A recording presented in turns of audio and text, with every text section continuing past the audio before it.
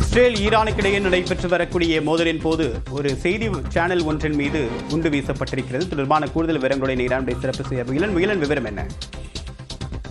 தேவா, தற்போது மீண்டும் Israel Iran மீதான தாக்குதலை தொடங்கியுள்ளது. குறிப்பாக இன்று தெஹரான், அதாவது ஈரானின் தலைமை பகுதியான தெஹரான் பகுதி மீது தற்போது தாக்குதலை தொடங்கி இருக்கிறது. தெஹரானில் இருக்கக்கூடிய பல நிலைகள் மீது தாக்குதல் நடத்தியிருக்கிறது. இஸ்ரேல் ஏற்கனவே தெஹரானில் இருக்கக்கூடிய மக்கள் உடனடியாக வெளியேற வேண்டும் ஒரு எச்சரிக்கையும் வழங்கியிருந்தது. குறிப்பாக நம்ம இதில் எடுத்துக்கொள்ள வேண்டியது, தெஹரான் என்பது மக்கள் அதிகமாக வசிக்கக்கூடிய பகுதி.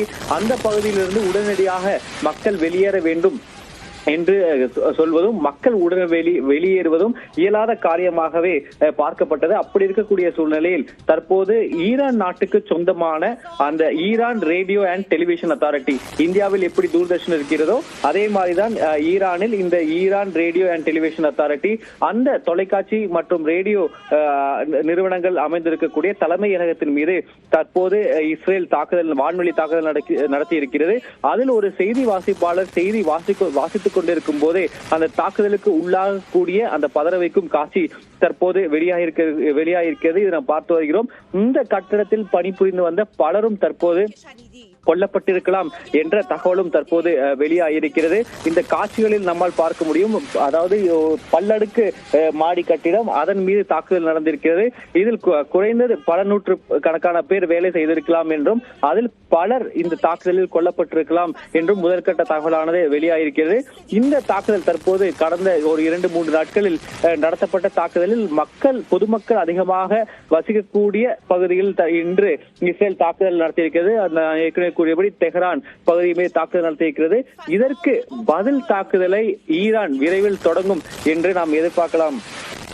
ஏனால் கடந்த சில 2-3 நாட்களில் நாம் பார்த்திருக்கிறோம், ஈரான் கண்டம் விட்டு கண்டம் பாயும் ஏவுகணைகளை பயன்படுத்தி தாக்குதலில் ஈடுபட்டிருக்கிறது.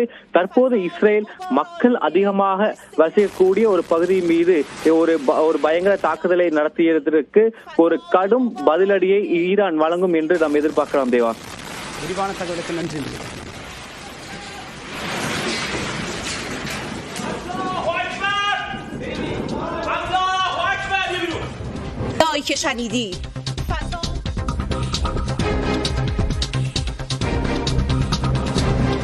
டெல்லியிலிருந்து ராஞ்சி புறப்பட்ட விமானத்தில் தொழில்நுட்ப கோளாறு ஏற்பட்டிருப்பதாகவும் அதன் காரணமாக அந்த விமானம் டெல்லி திரும்பி இருப்பதாகவும் அண்மை தகவல் கிடைத்திருக்கிறது. டெல்லியிலிருந்து ராஞ்சி புறப்பட்ட விமானத்தில் தொழில்நுட்ப கோளாறு காரணமாக மீண்டும் டெல்லி திரும்பி இருக்கிறது. அதற்கான அண்மை செய்தியை பார்த்து வருகிறோம்.